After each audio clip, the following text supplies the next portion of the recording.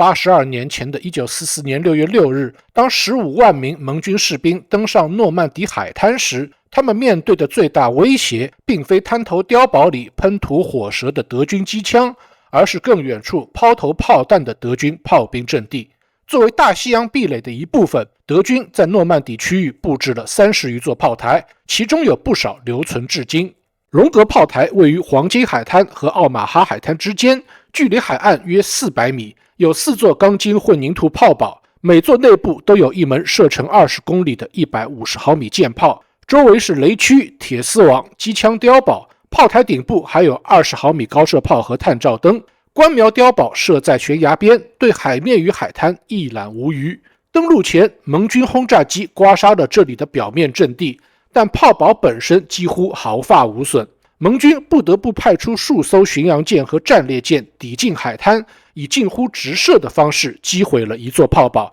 击伤2座。剩下的第4门炮对奥马哈海滩轰了一整天，直到6月7日上午，这里被盟军占领。阿泽维尔炮台距离犹他海岸约 4.5 公里，也有4座钢筋混凝土炮堡，配备4座法制105毫米施耐德炮，一些高射炮和机枪阵地。6月6日至8日，阿泽维尔炮台以旺盛的火力遏制了美军第4步兵师的多次步坦协同进攻，直到6月9日上午，内华达号战列舰的一枚356毫米穿甲弹击中1号炮堡，15名炮手阵亡。随后美军以2个营的兵力发起强攻，直到火焰喷射器烧尽了炮堡，才迫使剩余的德军投降。贝里贝克炮台距阿泽维尔炮台仅2公里，登陆时4个混凝土炮堡只建成了2个，阵地上的4门210毫米加农炮、6门75毫米高射炮，大部分都设在圆形露天炮座上。6月5日晚，该阵地挡住了美军101空降师第502伞兵团的进攻，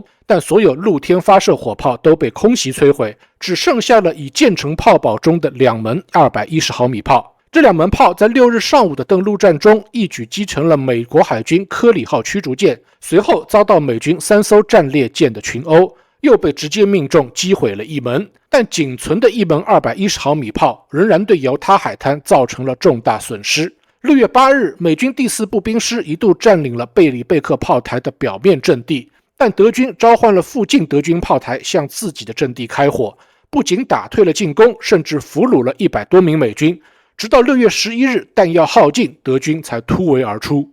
梅尔维尔炮台靠近舰滩，有4座混凝土炮台、1座火控掩体、弹药库等，安装了4门100毫米榴弹炮和若干入天的高射炮阵地。登陆前晚，这里先被100架兰开斯特轰炸机掀翻，然后由空降的皇家工兵清理了铁丝网和地雷场。最后，一个营的英国空降兵在付出惨重的伤亡后，在6月6日凌晨准时攻占了梅尔维尔炮台，让登陆的主力部队没有遭到太大损失。奥克角炮台位于奥马哈海滩西侧的悬崖上，6座钢筋混凝土炮堡在登陆时只建成了4座。德军部署了6门155毫米重炮、众多的反坦克炮、防空炮、机枪阵地。由于这里可以俯瞰奥马哈海滩和犹他海滩，受到了盟军轰炸机的重点关照，留下了许多深达数米的巨大弹坑，并损坏了部分重炮，但仍残存不少的火力点。6月6日，美陆军第2游骑兵营在损失了12艘登陆艇中的一半后，